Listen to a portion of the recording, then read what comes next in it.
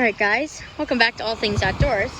Today we're out here at the beach, and this will kind of be a two-in-one video because we're going to might show you some cool things on the beach, and we'll show you some other things that are in the woods. So yeah, please be sure to watch this video till the end, and also please be sure to like, subscribe, and turn on notifications.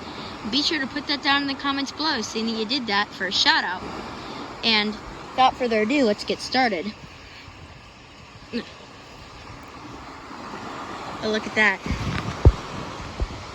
Northern water snake right there. See him sunning himself on the beach there? It's not very sunny. I don't know why he's sunning himself, but he's probably just trying to warm up.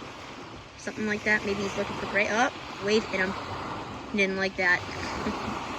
Yeah, don't worry. Non-venomous and completely harmless. They're a pretty big snake. They can get to be up to 4 feet long, which is pretty big. And they can swim pretty well, and they like to hunt small animals like fish, and they eat fish. They eat all sorts of stuff. They love fish, mainly minnows. It's basically what they eat. Maybe other small water animals. Look at him. Unless it could be a female, I'm not sure. Looks like it just ate. See how girthy it is? See how thick it is? Means it probably just ate something. Just had a meal. See him. Could be a female though. Could be pregnant. But I don't know. Look at that snake. Isn't it beautiful? Just gorgeous. We're going to head over that way and we will see you over there. Alright guys, take a look at this. Water snake. A northern water snake. Don't worry. Completely harmless. And I'm guessing that this one just ate, because look how thick it is. And see how thin the tail is? That means it probably just ate something. Probably some minnows. That's what these guys like to eat. They mostly eat minnows. And it looks like he has a little bit of netting on his body. So we'll probably try and get that off of him so that he can not be worried about that. And yeah, it's a northern water snake. Pretty cool. Pretty big.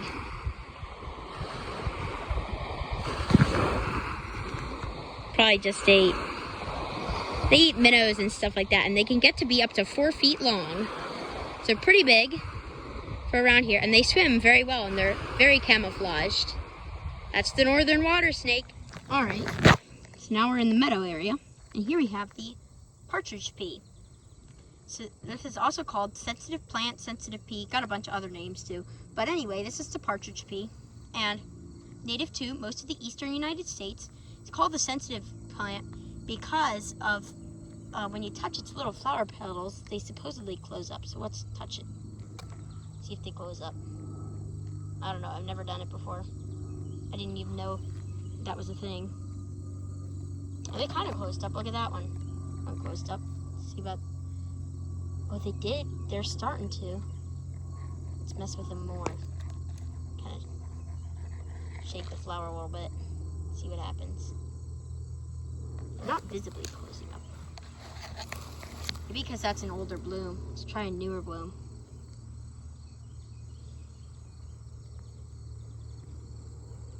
Oh yeah, look at that. Little petals start to kind of furl in. They fold up. That's so cool. Never seen that before. Anyway, this plant is an annual, and it is planted in most of... Oh, look at that. See that? The petals roll up. See that? That's what they do. Anyway, this plant is a annual, native to most of the eastern United States, so, and they're somewhat common. They are planted sometimes for ornamental purposes, and we got a bunch of it over here. Look at all this stuff. Look at all of it. This is all the partridge pea. Gets pretty big. This is about as big as it gets, I think. Actually, never mind. Look at that. It's growing bigger.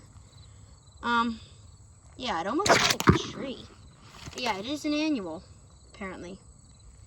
Yeah, let's touch a bunch of these petals and make it really... See if they all close up while we talk about it. So yeah, a native plant. This is a great plant for pollinators and is often planted for ornamental purposes. And it should be planted in spring if you do choose to plant it. I would definitely recommend this plant planted in a pot or wherever. It can spread somewhat quickly, but it's pretty easy to control. All you do is you just cut off the unwanted stems. And it is actually very important because it easily reestablishes. It's a pioneer species and it easily recovers roots. Oh yeah, look at that. Some of the petals are starting to close up. That's cool. Yeah, look at this one. See that? They kind of close in the middle. Yeah, but anyway, this is a pioneer species and it can help to populate. This can populate recently burnt areas, like in wildfire areas. This can definitely repopulate it. And this is a great plant for pollinator species like bees and butterflies. And this is about as big as it gets. It doesn't get too huge. It's a pretty small plant, but it makes these lovely blooms, which are super pretty and are pretty important for pollinators. So yeah, that's the partridge pea. In case you ever feel like planting this, it likes full sun or partial shade, and it likes basically kind of an open area to grow in. And you can also plant multiple plants next to each other, and it does die in the fall, I believe. I believe it is an annual, which kind of stinks because it'd be nice if it was a perennial, so you wouldn't have to replant it every year. Just have it and it would come back, and it'd be nice if it was like a bush. Let's check on this first one that we actually did. See how much those petals have closed up. Oh, they have closed up. Look at that. See that? How they've all kind of, they're starting to close up. They're not as sensitive as I thought they would be, but yeah. Anyway, it's the partridge pea. Alright, so this is the autumn clematis, and it is native to the southeastern United States, and this is about not too much further. It doesn't live a whole lot further north, but it lives a bit further north, so yeah. Anyway, basically native to the East Coast area. Or I would say it probably doesn't live any further north than like New Jersey or something like that, but I'm not sure. But yeah, anyway, it is an extremely fragrant vine, and it is supported by delicate tendrils. There are none on this vine that you can see, really. But it makes a huge amount of flowers, as you can see. And it's not even full bloom. It is also a great plant for pollinators, so if you're looking to attract pollinators to your garden, this would definitely be a good choice. And the flowers smell really good. It smells like vanilla. So if you plant this, plant it on a trellis, and also don't plant it near any other like bushes or shrubs or trees or anything that you have in your garden, because if you look at this cottonwood tree here, look, the autumn clematis is climbing more than halfway up the tree. It's all the way up there. So if you have this, do not plant it near any trees or shrubs or near your house. I would suggest planting this in I would suggest having this go on a trellis. And since it's since it's supported by the tendrils, it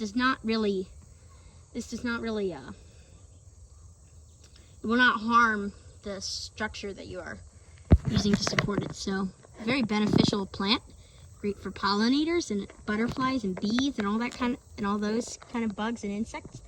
So, definitely would highly recommend this plant if you have the room and what you need to plant it. So yeah, pretty cool plant. All right, and here we have the Chiquapin Oak. Oh look, we have a friend, little squirrel. Oh, he's so cute. Yeah, anyway, here we have the Chiquapin Oak. You can tell what it is, and it looks very similar to chestnut oak, but it's a bit different. It's a bit smaller of a tree. Whoop, there goes a squirrel. It's over there. Just have it zoomed in. There he is. But yeah, this is very similar to the chestnut oak, but its leaves are a bit different, a bit more thinner, papery leaves. So not quite as stiff and waxy and thick as the chestnut oak. And the acorns are smaller, as you can see. And the bark looks a bit different. If you can even see in there. But yeah.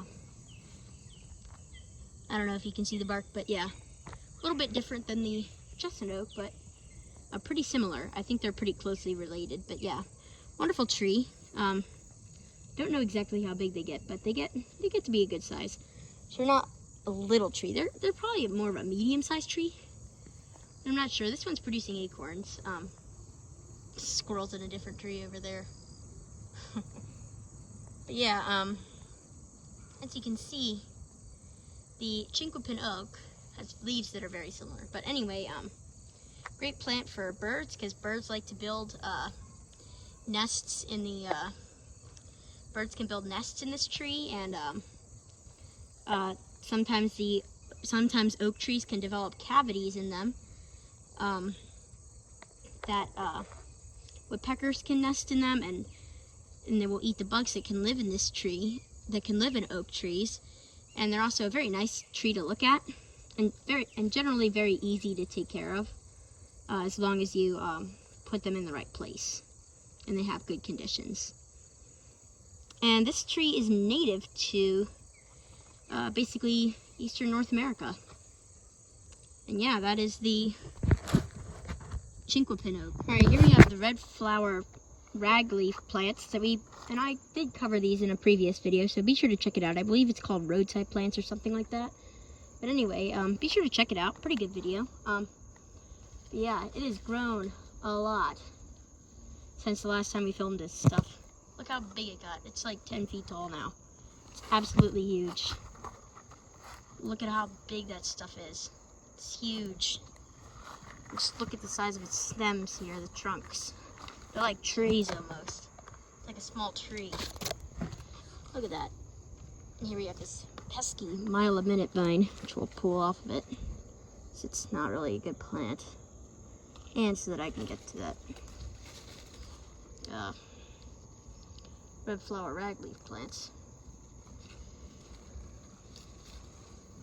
Okay, here we go. Look at the size of those stems.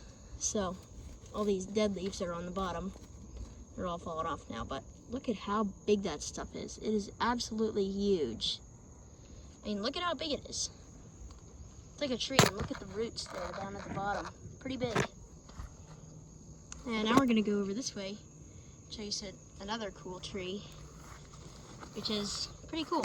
So yeah, see you when we get there. All right, so here we have the princess tree. Pretty fun name. It's rooted in Japanese culture. You can look it up. But anyway, this is the princess tree. And you can tell it's pretty easy to recognize. You can tell what it is for its ginormous leaves. Look at how big it is. And its bark looks like this, so pretty smooth, as you can see. And this tree grows extremely fast. It grows up to about 3 feet a year, even more than that usually. Grows to be 3 feet, grows usually about 3 feet a year. And just look at the size of those leaves. They're big, round, or not round, big kind of heart-shaped leaves almost. And they got big veins, and the trunk is very straight. It is native to Asia, and it is often used as an ornamental tree for its big clusters of showy purple flowers. And this quickly grows to be up to 30-40 feet tree, and they can reach to be about 70 feet tall. And they are a shade tree. They create a lot of shade, and they can grow in shade. But they, actually I don't think they can grow in shade, I'm not sure. But anyway, this tree is non-toxic to touch. I think it is toxic to eat, but for dogs and stuff, but I don't know for sure. But anyway, pretty cool tree, and it makes these big purple flowers. And just look at the size of these leaves that they make. Wow, they're so big that they have a hollow stem. I broke a kind of a dead leaf off. Huge, really big. Here's a bit of a bigger leaf we'll break off actually. This mile-a-minute vine is growing here too. Very annoying. There we go. Here's a big leaf. Look at the size of that thing. It's hard to even get it in the entire camera frame. Look at how big that is. It is considered an invasive species in some parts of the world due to its extremely fast growth, and it can take over. But it is often used as a ornamental tree, and in China, where it's native to, it is also used for lumber, but it's not really used for lumber. It is used for manufacturing and furniture making in China and parts of Japan, I believe, but it is not really used for much of anything else but ornamental purposes in other areas because it grows too fast to make good wood.